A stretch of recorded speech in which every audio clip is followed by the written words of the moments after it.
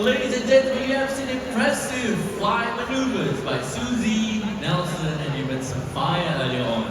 But there are some birds of prey that just prefer to walk on the ground instead of flying. In fact, our next bird is going to show you just that.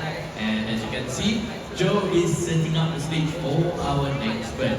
Now, while taking a stroll on the ground, these birds take the opportunity to forage for insects as well. Alright, they have a face like a falcon with sharp talons and a hooked beak, but behaves like a vulture and feed on carrots at times. So ladies and gentlemen, coming from South and Central America, say hello to Southern Crested Caracara, Raul!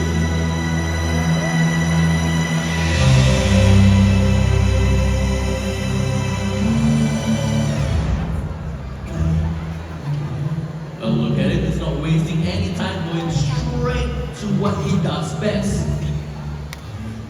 Now these birds, they are very inquisitive. They'll break the nest and even steal food from other birds as well.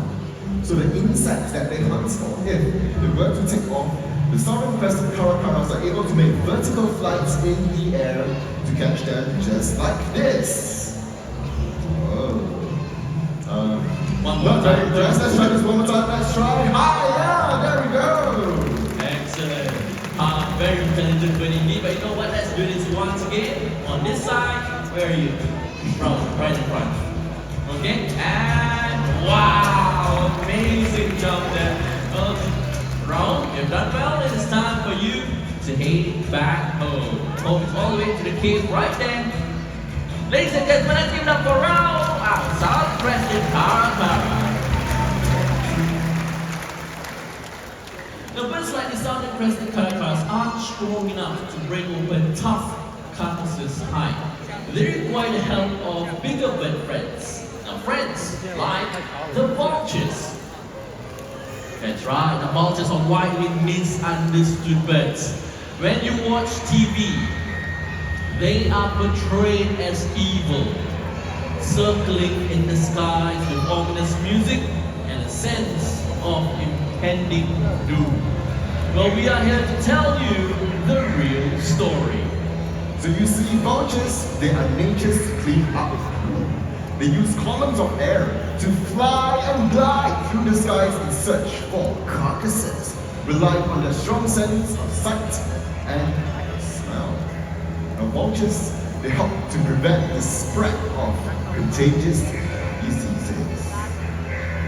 Well, ladies and gentlemen, say hello to our turkey vulture, Zina!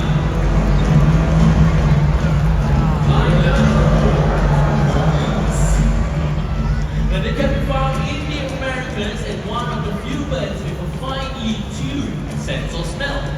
So that means that when there is a carcass, the turkey vultures are the first on the scene. And in fact, bigger vulture species would follow them to the carcass, and they help to do the hard work of tearing apart the tough skin of a large carcass just like the one right here. And fun fact about turkey vultures is that their stomach acid is acidic as car batteries. This allows them to digest carrots. It looks like Zina has done well. It's time for her to head back home. Right there to your trainer. Ladies and gentlemen, a big round of applause of Turkey Vulture.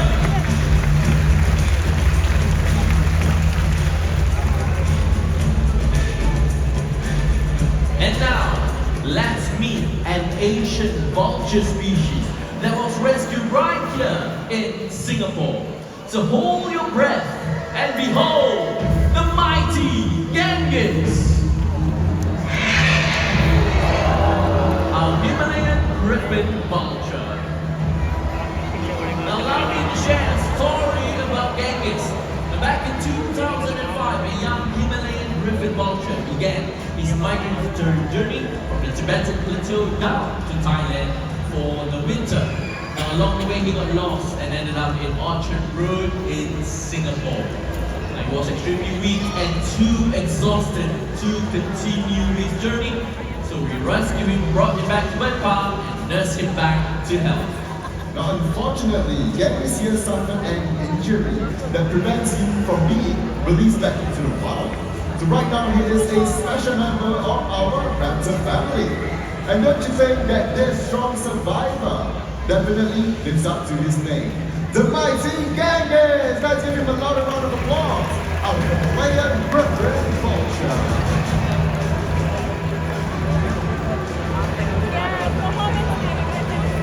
Ladies and gentlemen, eyes on the screen, please. There we go. We have a scene, right? That looks like a scene of chaos. Bunch of greedy birds competing and stripping a large carcass down to its bones. The vultures, they are social species and they respect their place in the pecking order. So when vultures gather, there is a feeding protocol. So let's welcome our first guest to the feast, the African white-backed vulture.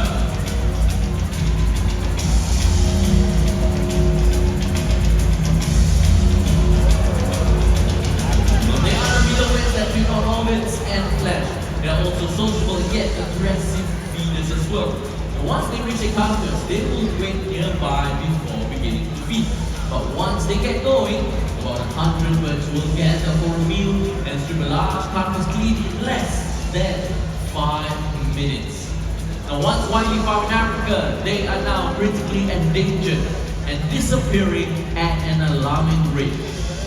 Right now, moving on to the next part of the meal, the heart and the ligaments of the carcass. Ladies and gentlemen, enter the Synergus vulture, our heavyweight from Europe. So unlike other vulture species, these birds, they are more solitary.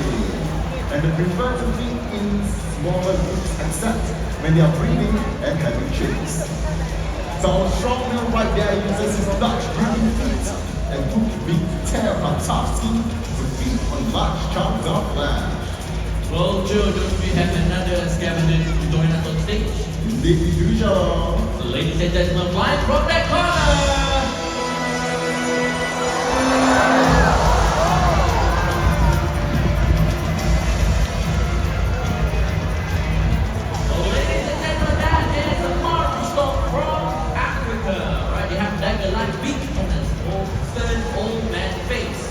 These birds, they coexist and cooperate with vultures, join them in the feast. Now speaking of Africa, a total of 11 species of vultures are responsible for cleaning up to 70% of the continent's area. So without these amazing birds, we humans would be in a lot of trouble. That is so true, Joe. But all around the world, we are losing these amazing birds for many reasons. Poison carcasses, deforestation, electrocution, and superstitious belief. Many are now critically endangered, and conservation efforts will be the only way to save these amazing birds from becoming extinct.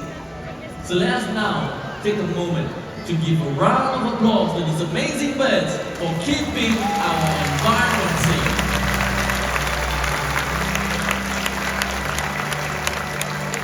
Welcome back to raptors and scavenger birds, these kings of the skies and the walkers of our earth. They are all a part of our ecosystem, a part of our planet.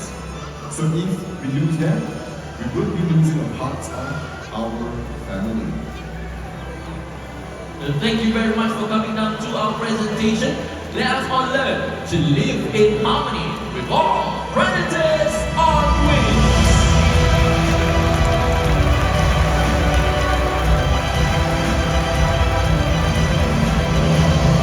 I want to say thank you so much for joining us here today. Let me tell you about the next program. So right here at Sky Amphitheater at 2:30 p.m.